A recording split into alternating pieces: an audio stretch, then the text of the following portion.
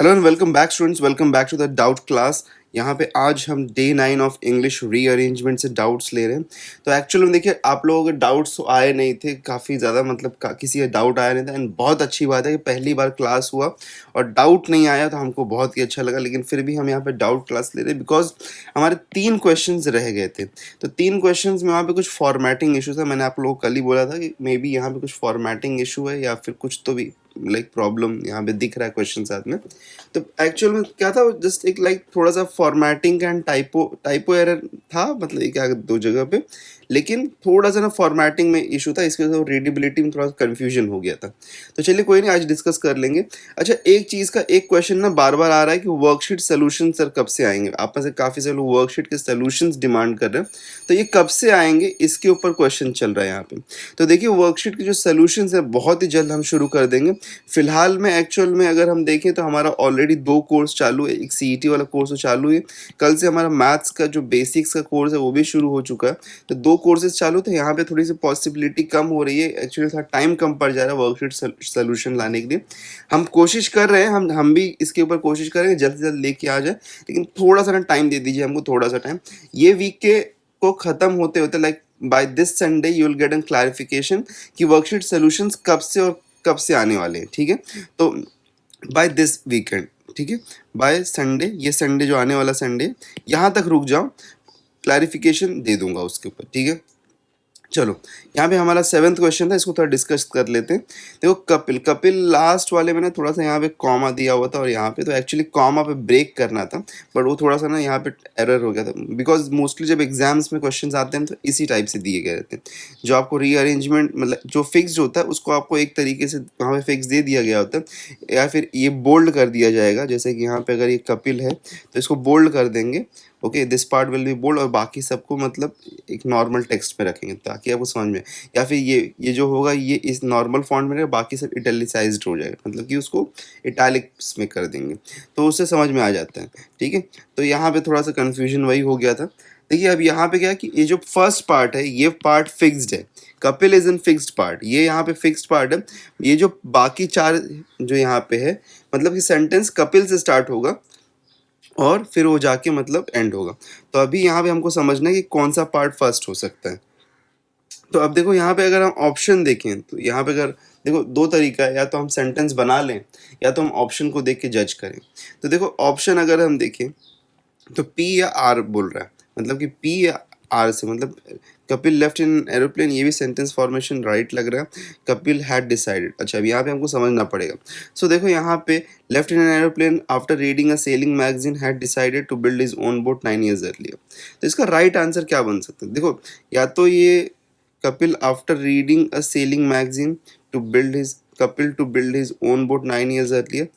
We can possibly start with R, R के साथ में देखते हैं क्या सीक्वेंस बनता है। Okay, Kapil had decided, Kapil had decided. अब देखो यहाँ पे if you look at to the R, तो या तो यस पे जाना है तो क्यू पे जाना है। तो Kapil had decided to build his own boat 9 years earlier, Kapil had decided left in an aeroplane, ये तो सीक्वेंस नहीं बन रहा है यहाँ पे। ठीक है, तो सॉरी, आर से क्यू था। Kapil had decided after a sailing magazine, after reading a sailing magazine, no. तो यहाँ पे Kapil had decided, first option यहाँ पे होगा, first one, Kapil had decided to build his own boat 9 years earlier after reading a sailing magazine left in an aeroplane. Okay, so यहाँ पे option क्या बन रहा है? Kapil had decided, R S, after reading a sailing magazine third, and यहाँ पे ये fourth. तो कपिल ने डिसाइड किया था to build his own boat 9 years earlier after reading a sailing magazine left in an aeroplane, जो कि एक मतलब एरोप्लेन में छूटा हुआ था। So this will make a correct यहाँ पे फॉर्मेशन ऑफ द सेंटेंस। तो इसलिए यहाँ पे ऑप्शन जो हमारा बनता है क्या है? R S Q P. तो R S Q P, option B यहाँ पे राइट है। चलो बढ़ते हैं आगे। The Portuguese had a great talent as also for choosing the right place to build for building houses who arrived। ठीक है, the Portuguese had a great talent, या तो पी हो सकता है या तो एस हो सकता है, बट पी वाला ऑप्शन तो दिया नहीं है यहाँ पे हमारे पास में कहीं भी ऑप्शन में, तो एस हो सकता है। Portuguese who arrived, right, Portuguese who arrived in Goa 400 years ago. Okay, sentence formation सही लग रहा है. ये part fixed है हमारा. Portuguese वाला part fixed है. The Portuguese who arrived in Goa 400 years ago had a great talent. Okay, S से P पे जा रहा है. Had a great talent for building houses as for choosing the right place to build. Okay, तो यहाँ पे option who arrived in Goa had a great talent for building houses और ये fourth. तो क्या ऑप्शन बन रहा है हमारा यहाँ पे? S P R Q. SPRQ बन रहा है. SPRQ. ओके, कल यही पे ये कंफ्यूजन हो गया था एक्चुअली ना. कुछ जगहों पे ये जो हमारा स्लैश है इसकी जगह पे 1 आ गया था और कुछ मतलब थोड़े से ऐसे टाइपोज हमको दिख रहे थे. मतलब यहाँ पे ज़्यादा नहीं था, थोड़ा सा था, लेकिन उसके वजह से कन्फ्यूजन क्रिएट हो गया था, इसलिए हमको लीव करना पड़ा था. लेकिन होता है, देखो सिंपल तरीके से होता है. यहाँ पे लास्ट वाला देखिए, द कंसेप्ट ऑफ डेथ. यहाँ पे भी 4 पार्ट है. First part is fixed over here, that it has been reduced it as an inevitability is so ancient और टू अ क्लिश. ओके, तो यहाँ पे अगर हम देखें, the concept of death as an inevitability, the concept of death is so ancient that it has been reduced as an inevitability to a cliche. ये होता है क्या? ओके, आर से तो नहीं होगा, क्यू से स्टार्ट होगा या तो एस से स्टार्ट होगा. क्यू या एस को हमको चेक करना है. क्यू से क्या हो सकता है? The concept of death to a cliche नहीं हो सकता है, तो एस से तो नहीं हो सकता. ये एस क्रॉस आउट है, मतलब कि ऑप्शन एस और एस क्रॉस्ड आउट है. ओके, क्यू से ही हो सकता है. तो the concept of death as an inevitability is so ancient as an inevitability, या तो क्यू से आर पे जाएगा या तो क्यू से पी. देखो हम चेक कर लेते हैं एक बार सीक्वेंस को. The concept of death as an inevitability that it as an P नहीं हो सकता है. ओके, पी पे नहीं जा सकता. इनएविटेबिलिटी दैट, इनएविटेबिलिटी थोड़ा सा इनकम्प्लीट लग रहा है, उसके बाद में कुछ. तो inevitability is so ancient, first part. Second part is so ancient that it has been reduced to a cliche. तो यहाँ पे ये हो जाएगा फोर्थ. तो ऑप्शन यहाँ पे क्या बन रहा है? 1 2 3 4, दैट मीन्स कि QRPS.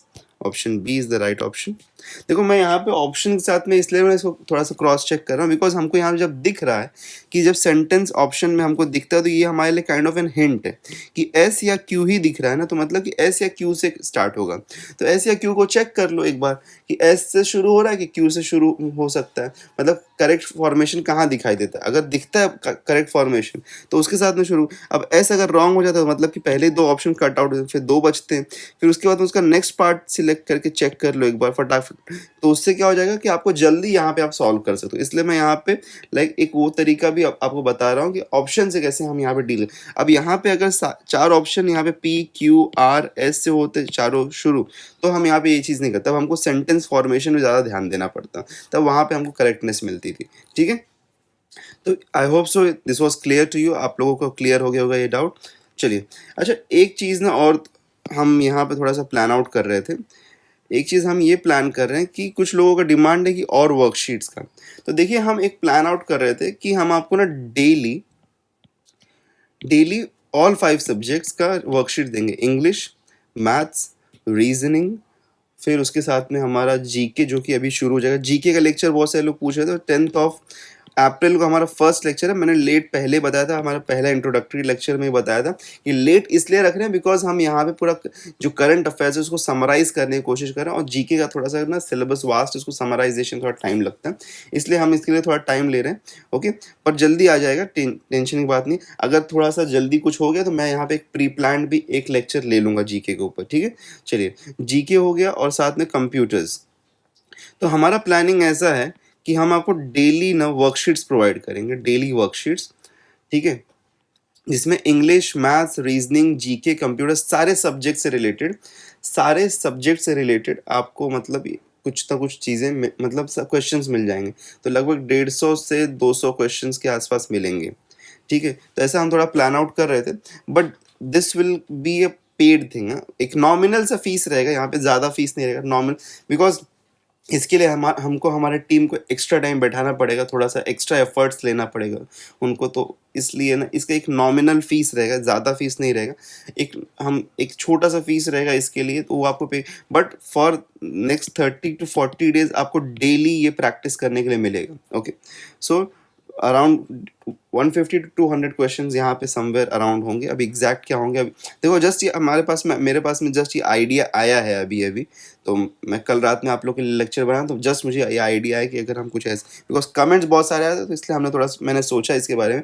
अभी तक तो डिस्कशन करना भी बाकी है, हमको थोड़ा सा इसको प्लान आउट करना बाकी, कुछ हुआ नहीं है। अगर आप इंटरेस्टेड हो इस चीज़ में, if you are interested, answer me with an yes या no for this worksheet, okay, if you'll be interested to buy it, okay, but it will have an small fees, very small and nominal fees, मतलब कि बहुत ही छोटा fees रहेगा। अगर आप interested रहोगे तो बताना मुझे, ठीक है। तो हम इसके ऊपर स्टार्ट कर सकते हैं। अभी तक हमने कुछ स्टार्ट नहीं, because already we are packed out completely. CET course चल रहा है हमारा, मैथ्स का कोर्स चल रहा है, वर्कशीट्स आपको सब हम प्रोवाइड करें, वर्कशीट सोल्यूशंस लेके आना है। ये जस्ट कुछ लोगों का डाउट आया था, इसलिए हमने पूछ लिया, ठीक है। चलो, अभी तक अगर आपने अभी तक व्हाट्सएप नहीं ज्वाइन किया है, टेलीग्राम नहीं ज्वाइन, तो ज्वाइन कर लो। यहाँ पे आपको सारे क्वेश्चन सब सोल्यूशन आपको मिलते हैं, ठीक है।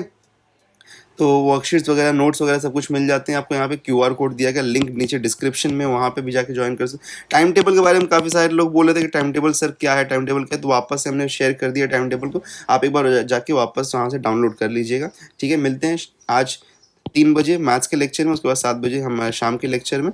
Till then take care and good bye.